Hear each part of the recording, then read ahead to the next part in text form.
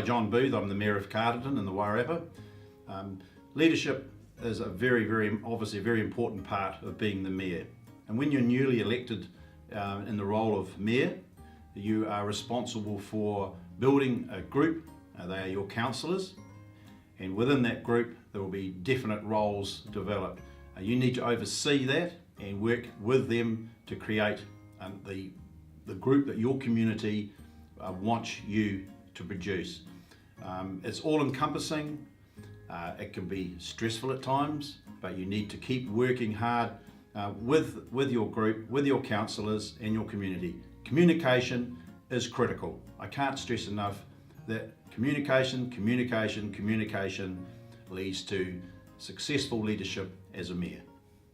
Hi, I'm Adrienne Staples.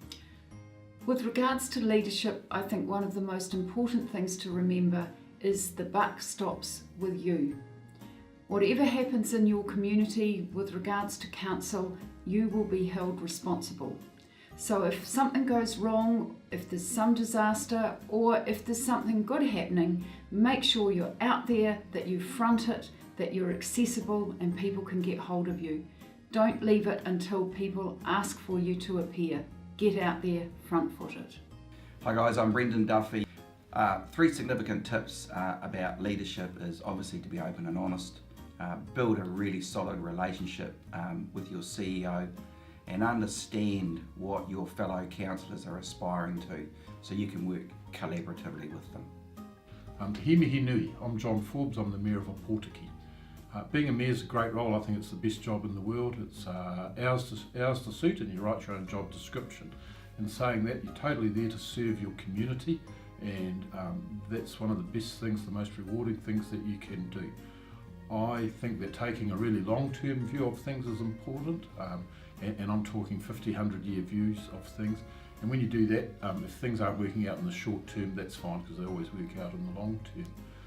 I have 67% of the population of our district is Māori, and increasingly, and I've been in the job for 15 years, increasingly if there's an issue that needs addressing or somebody wants something, I often say go and talk to the iwi, and if they're keen and interested, then come back and talk to me. I recently had a developer with a $100 million project, and a lot of mayors could get really excited around that, and I could too. A big multinational resort wanting to come in. And I actually, my first reaction to that was go and talk to our local iwi, and if they're really interested, then come back and talk to me. So that's about actually acknowledging other people's mana and other people's importance in some of the decision making that we make. Dave Cull, Mayor Dunedin. So the basic role of elected members and what they lead on is policy and strategy. And that's governance. That's what we're there to do, and that's what's quite distinct from management. But the one area where they overlap is in policy formulation, policy development. And especially with bigger councils, you'll have policy planners who do a lot of the thinking, a lot of the research, a lot of teasing out the implications of certain policies and strategies, and then they work them up. And of course, the elected members have to take responsibility for them, but they also have a role in feeding into them. And it's very, very important that the governance and the policy planners respect each other's place in that. It's not just a matter of elected members going away and saying, we develop policy, we develop strategy, and we'll come back and tell you what we want you to do, because frankly they wouldn't do a good enough job, they don't know enough. So that's the first thing around, I think, leadership on policy and strategy. The other area in terms of leadership in the decision-making process is in, say, council meetings or major committee meetings.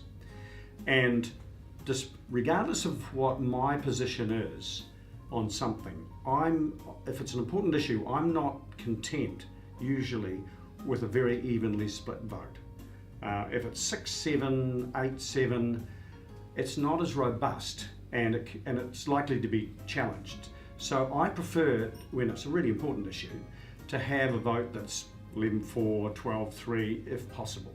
So sometimes if I can see that there's the possibility of getting some common ground, but we're not achieving it through the normal debate process, I'll stop the meeting and I'll get the various parties together offline, if you like, and they might come up with a slightly compromised resolution that you can get more support for. And I think there's a collective leadership aspect to that which is really worth pursuing.